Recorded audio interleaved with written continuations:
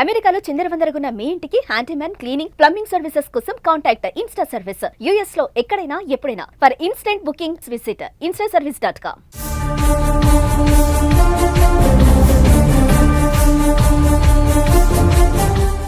Suman TV ప్రేక్షకులకు నమస్కారం. చైనాలో జరుగుతున్నటువంటి ఎస్సీఓ సదస్సు లోపల అగ్రరాజ్యాలైనటువంటి చైనా, రష్యా, భారతదేశం కలిసి చేసినటువంటి స్నేహపూర్వకమైన ప్రదర్శనని అగ్రరాజ్యమైనటువంటి అమెరికా జీర్ణించుకోలేకపోయింది.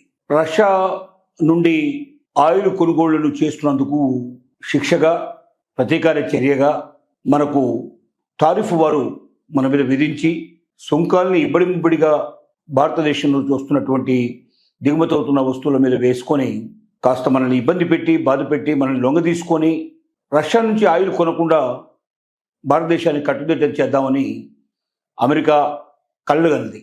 కానీ ఒక్కసారి రష్యా, చైనా, అమెరికా మూడు అగ్రదేశాలు కలిసి ఒక సమ్మిట్లో పాల్గొని ద్వైపాక్షిక చర్యల ద్వారా ఒక దేశానికి ఇంకొక దేశం, మూడు దేశాలు కూడా కలిసి కూడా పాల్గొనడం.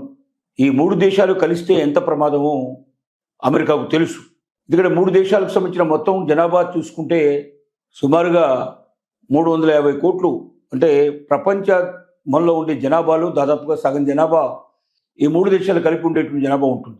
అలాగే అణుబాంబు శక్తి కూడా చూసుకున్నట్టయితే ఈ మూడు దేశాల శక్తి చాలా అద్భుతమైన శక్తి. ఈ మూడు దేశాలు కలవకుండా చేయడానికి ఇంతకాలం అమెరికా అనేక రకాల ప్రయత్నాలు చేసింది. చైనా కూడా రష్యా దగ్గర క్రూడ్ ఆయిల్ పర్చేజ్ చేస్తున్నప్పటికీ చైనాకు ఏ శిక్ష విధించకుండా, చైనాకు ఏ రకమైన టారిఫ్ విధించకుండా, మరింత గొప్పగా టారిఫ్ విధించకుండా ఏదో మామూలుగా అలా పైపైన కొంచెం ఏదో ఎక్కువ చేసినట్టుగా చేసి కంటి తుడుపు చర్యగా ప్రపంచానికి చూపించింది. కానీ భారతదేశాన్ని లొంగ తీసుకోవాలి, భారతదేశం పైకి రాకుండా చేయాలి, భారతదేశం అగ్రదేశంగా రావడానికి వీలు లేకుండా చూడాలి అనేటువంటి తలంపుతోటి లోపల ఈ కసంతా పెట్టుకొని అమెరికా అధ్యక్షుడు ట్రంప్ ఈ టారిఫ్ సంబంధించినటువంటి ఒక విచ్ఛిన్నమైన విషయానికి పాల్గొన్నాడు. కానీ అక్కడ చైనాలో జరిగిన ఎస్సీఓ సదస్సులో సహజంగా ఏ దేశాధ్యక్షుడు విమానం దిగగానే సపరేట్గా కార్లు అరేంజ్ చేసేసి సదస్సు ఎక్కడ జరుగుతుందో అక్కడ తీసుకెళ్తారు. కానీ రష్యా అధ్యక్షుడు పుతిన్ విమానం దిగిన తర్వాత మోదీ గారిని తన కారులోనే తన పక్కనే కూర్చోబెట్టుకుని ఇద్దరు కలిసి ఐకమత్యంగా ఆ సదస్సుకు అటెండ్ అయ్యారు. ఆ తర్వాత చైనా అధ్యక్షుడు వాళ్ళతో కలిశాడు. వాళ్ళు ముగ్గురు స్నేహం వర్ధిల్లేటట్టుగా రకరకాల తీర్మానాలు ఆ సదస్సులో చేయడం జరిగింది.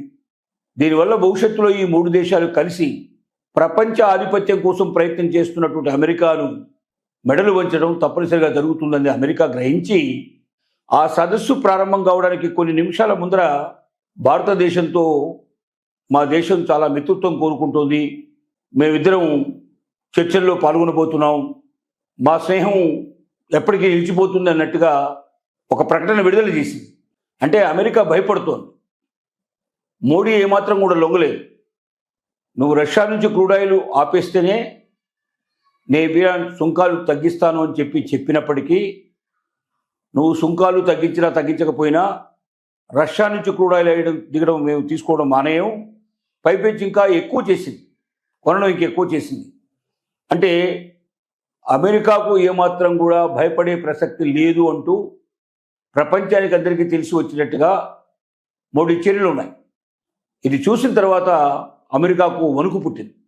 వెన్నులో వణుకు పుట్టి ఎలాగైనా భారతదేశాన్ని మంచిగా చేసుకోవాలి, మిత్రదేశంగా చేసుకోవాలని, ఇప్పుడున్న మిత్రత్వం పోకుండా కాపాడుకోవాలని చైనా సదస్సు ప్రారంభానికంటే ముందే ఒక ప్రకటన చేసి భారతదేశంతో తనకు మిత్రత్వం కావాలని, అది భవిష్యత్తులో ఇంకా బాగా కొనసాగాలని ఆతృతను వెలుబుచ్చింది.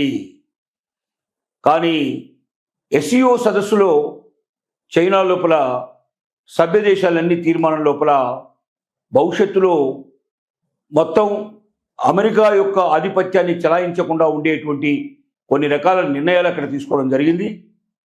ముఖ్యంగా డాలర్ విలువ తగ్గించినట్టుగా ప్రత్యామ్నాయంగా దానికి సంబంధించినటువంటి కరెన్సీని బలపరిచేటువంటి ప్రయత్నం చేద్దామనేటువంటి నిర్ణయానికి కూడా వచ్చినట్టుగా తెలుస్తోంది. అలాగే రష్యా చైనాలతో కూడా మరింత వ్యాపారాన్ని విస్తరించుకొని అమెరికాకు పంపుతున్నటువంటి ఏవైతే ఐటమ్స్ ఉన్నాయో టారిఫ్ల వల్ల, అక్కడ పెంచిన టారిఫ్ల వల్ల అమెరికాలో అమ్మడం కష్టంగా ఉన్నటువంటి సరుకునంతా కూడా మిగిలిన దేశాలకు పంపడానికి కూడా తీర్మానం జరిగింది. ఇంకోటి, పహల్గాం యుద్ధం లోపల జరిగినటువంటి ఊచకోత, కొంతమంది భారతీయుల్ని పాకిస్తాన్ ఆటంకవాదులు వచ్చి ఏ రకంగా ఊచకోత కోసారో ఆ సంఘటనని, ఆ సదస్సులో అటెండ్ అయినటువంటి మొత్తం దేశాలని ఖండించేటట్టుగా ఉగ్రవాదం ఆ రకంగా జరిపినటువంటి దాన్ని సమర్థిస్తున్నటువంటి పాకిస్తాన్ను కూడా అక్కడ విమర్శించేటువంటి పరిస్థితులు ఏర్పడ్డాయి. ఏకగ్రీవంగా పహల్గాంలో జరిగినటువంటి దాడికి స్ఫూర్తిగా స్మరించుకుంటూ చూస్తూ అందరూ దాన్ని ఖండిస్తూ ఏకగ్రీవ తీర్మానం చేశారు. ఇది భారతదేశానికి ఒక మంచి సూచన. భవిష్యత్తులో ప్రపంచ దేశాలని కలిసి వచ్చే అవకాశాలు కనబడుతున్నాయి.